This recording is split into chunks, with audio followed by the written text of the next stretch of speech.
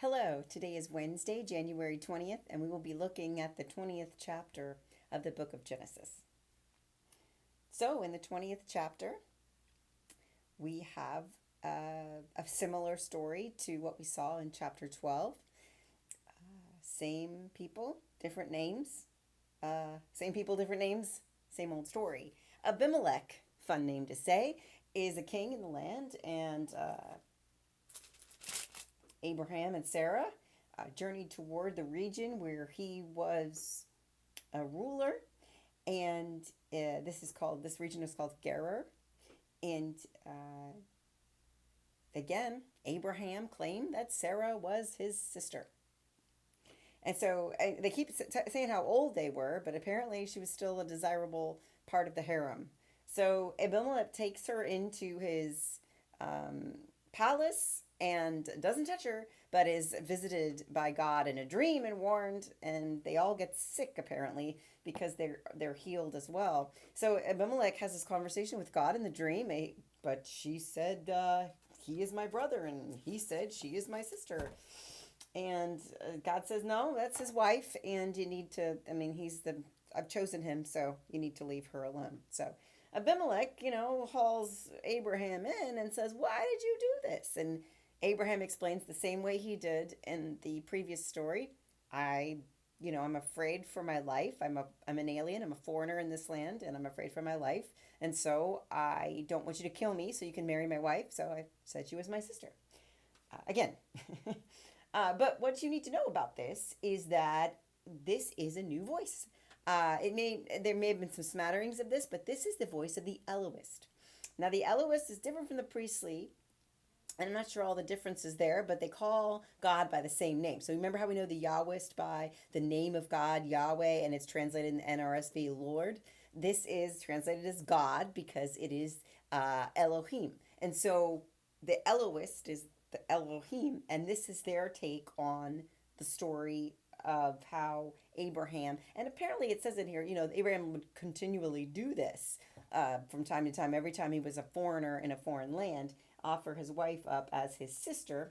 The main point of this story, though, is not necessarily the whole idea of pimping out your wife. It's more in terms of what it meant for a person to be an alien in a foreign land. They had no recourse.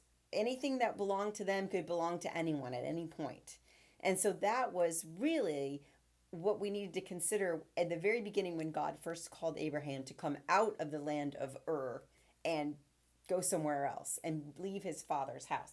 And then it explains that, because the Elohist likes to tie up loose ends, it explains that Abraham and Sarah actually had the same father but different mothers. Or maybe it's the other way around. Maybe same father, same mother, but different fathers.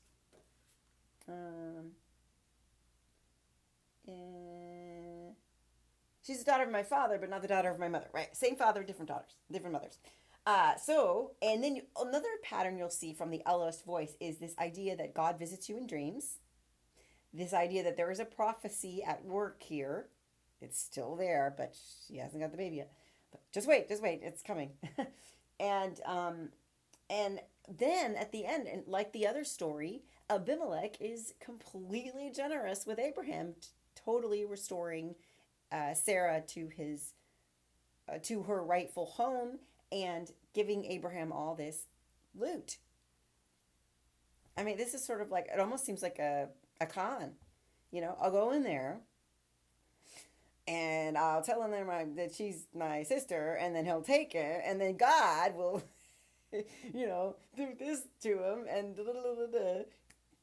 so this is how happens again. So we needed to pause our story and have this little Yahwist voice version of the Abraham, Sarah, she's not my wife, she's my sister. No, really, she's my wife.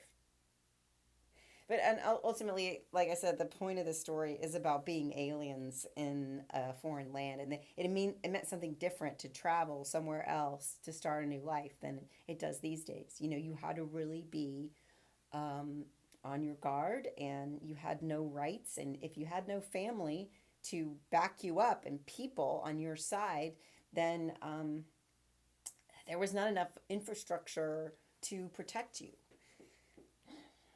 Abraham has God. And so we'll see how God fulfills God's promises into the future. Have a beautiful Wednesday.